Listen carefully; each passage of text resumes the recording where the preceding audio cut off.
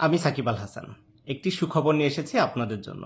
বাংলাদেশ ক্রিকেটে চলমান অস্থিরতার মধ্যে এবার নতুন দাবি সামনে এলো। জাতীয় দলের তারকা অলরাউন্ডার সাকিব আল হাসান লাইভে এসে বিপিএল বয়কটের কারণ নিয়ে গুরুত্বপূর্ণ মন্তব্য করেছেন বলেও জানা গেছে।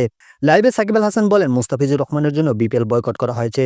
সাকিবের এই বক্তব্য প্রকাশ্যে আসার পর সামাজিক যোগাযোগ মাধ্যমে তা দ্রুত ছড়িয়ে পড়ে। অনেক ক্রিকেটপ্রেমী মনে করছেন মুস্তাফিজকে ঘিরে সাম্প্রতিক সিদ্ধান্ত ও ঘটনার প্রবাহই এই বয়কটের মূল কারণ হয়ে দাঁড়িয়েছে। তার বক্তব্যে ইঙ্গিত পাওয়া যায়, একজন গুরুত্বপূর্ণ খেলোয়াড়ের প্রতি অবিচার বা অবমাননার অভিযোগ থেকেই ক্রিকেটারদের মধ্যে অসন্তোষ তৈরি হয়েছে, যার প্রভাব পড়েছে বিপিএল এর উপর। তবে উল্লেখযোগ্য বিষয় হলো, এই বিষয়ে এখনো পর্যন্ত বাংলাদেশ ক্রিকেট বোর্ডের পক্ষ থেকে আনুষ্ঠানিক কোনো বক্তব্য দেওয়া হয়নি। একই সঙ্গে বিপিএল সংশ্লিষ্ট ফ্র্যাঞ্চাইজিগুলোর পক্ষ থেকেও স্পষ্ট কোনো প্রতিক্রিয়া আসেনি। ক্রিকেট বিশ্লেষকদের মতে, যদি সত্যি একজন খেলোয়াড়কে কেন্দ্র করে পুরো টুর্নামেন্ট বয়কটের সিদ্ধান্ত আসে, তাহলে তা দেশীয় ক্রিকেট ব্যবস্থার জন্য বড় বার্তা বহন করে। এখন প্রশ্ন, এই সংকট কিভাবে সমাধান হবে এবং বিপিএল এর ভবিষ্যৎ কোন পথে যাবে? আপনার মতামত কি? কমেন্টে জানান।